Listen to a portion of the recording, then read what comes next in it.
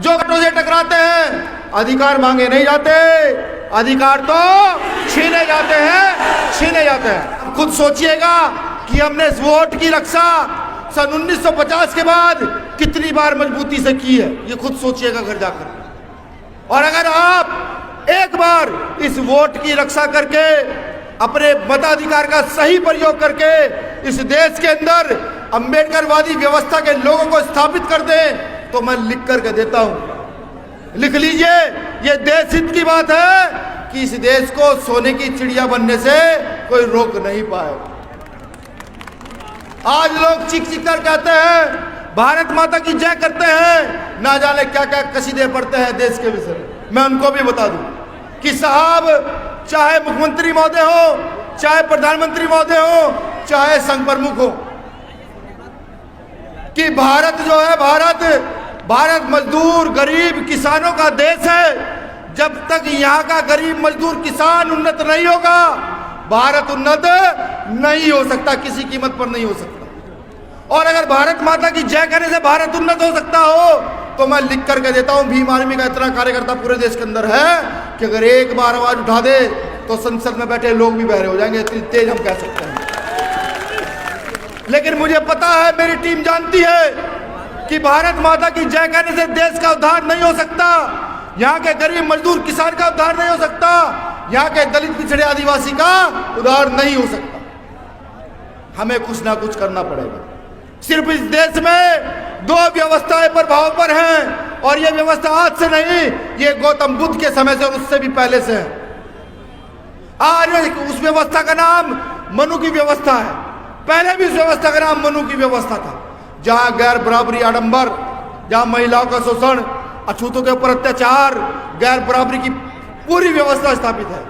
और एक आंदोलन जिसको आज 21वीं सदी में हम अम्बेडकरी आंदोलन कहते हैं, कभी हमने बुद्ध का आंदोलन कहा, कभी सतगुरु रविदास का आंदोलन कहा, कभी कबीर नानक का आंदोलन कहा, कभी पेरियार का आंदोलन कहा, कभी बाबा साहब अम्बेडकर का आंदोलन कहा। वो आज आंदोलन अम्बेडकरी आंदोलन इस देश में पीक पर है, प्रभावी तौर पर चल रहा है। समझना हमें है, जो बाबा साहब को मानने वाले लोग हैं, जो शोषित वंचित लोग हैं, जो पिछड़े हैं, जो दलित आदिवासी हैं, उनको सोचना है कि इस आंदोलन को कैसे खड़ा किया जाए। मैं पूछता हूं आपसे, यहाँ प्रशासन के लोग भी खड़े हैं, यहाँ दुकानदार भी हैं, यहाँ आवाम भी आई हुई है, कि एक व्यवस्था गैर बराबरी की है उसको पसंद करोगे या एक व्यवस्था बराबरी की है उसको पसंद करोगे? इस बात का जवाब आप दे, कौन सी व्यवस्था पसंद करोगे?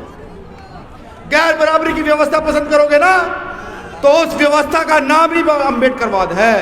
देखिए, मनु की व्यवस्था में एक सफाई कर्मचारी का बेटा डीएम, एसडीएम, मुख्यमंत्री, प्रधानमंत्री नहीं बन सकता। एक सिपाही का बेटा एसएसपी, डीएम, कलेक्टर नहीं बन सकता।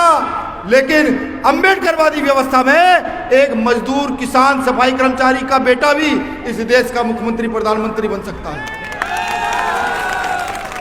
लेकिन ये प्रयास उन लोगों का सबसे पहले होना चाहिए जो बाबा साहब अम्बेडकर के द्वारा दिए गए कानूनों का लाभ ले रहे हैं, आरक्षण का लाभ ले रहे हैं, जो बाबा साहब द्वारा दिए गए संविधान का पूर्ण लाभ ले रहे हैं।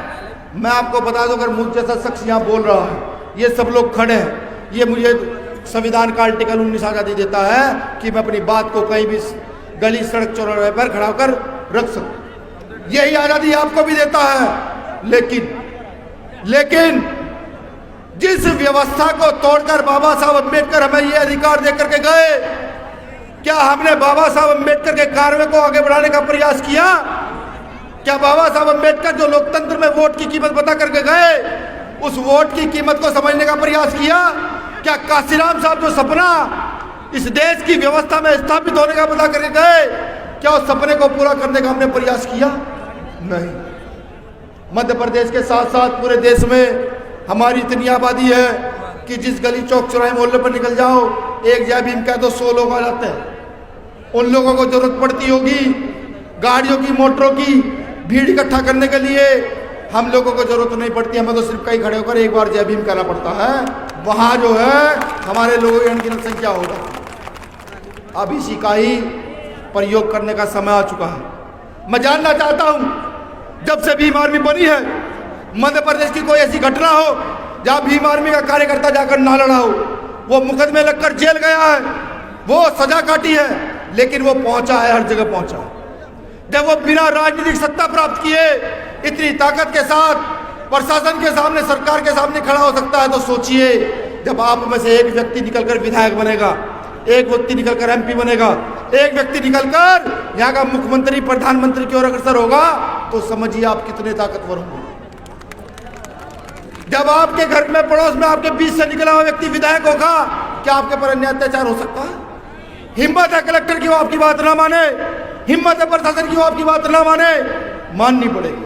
आज क्या है, आज क्या है कि हम छोटी मीटिंग करने जाते हैं तो यहाँ के जो माननीय मुख्यमंत्री, उनको शायद मामा यहाँ के लोग कहते हैं, वो फौरन 2 सिपाही भेज देते, जाओ देखो जाकर के भीम आर्मी के लोग क्या कर रहे हैं। मैं उनसे भी निवेदन करता हूँ, साहब आप अपना पूरा तंत्र लगाएं, पूरी फोर्स लगाएं, पूरा धन खर्च करें, और हम सिर्फ एक बैठ करके एक सोशल मीडिया पर मैसेज डालेंगे कि हम 12 तारीख को भोपाल कूच कर रहे हैं। आप में दम हो रोक लीजिएगा, आप में दम हो रोक लीजिएगा। पूरे भारत के अंदर भीम आर्मी एक ऐसा संगठन है जो हर शोषित, वंचित, पीड़ित की आवाज सुनता है, वो किसी भी वर्ग का क्यों ना हो। अगर एक बार भीम आर्मी के पास उसका कोई मैसेज आया कि मेरे साथ ये गलत कर रहा है, वो चाहे गलत करने वाला हमारे मामा का भाई भतीजा ही क्यों ना हो, उसके खिलाफ भी भीम आर्मी आवाज उठाती है।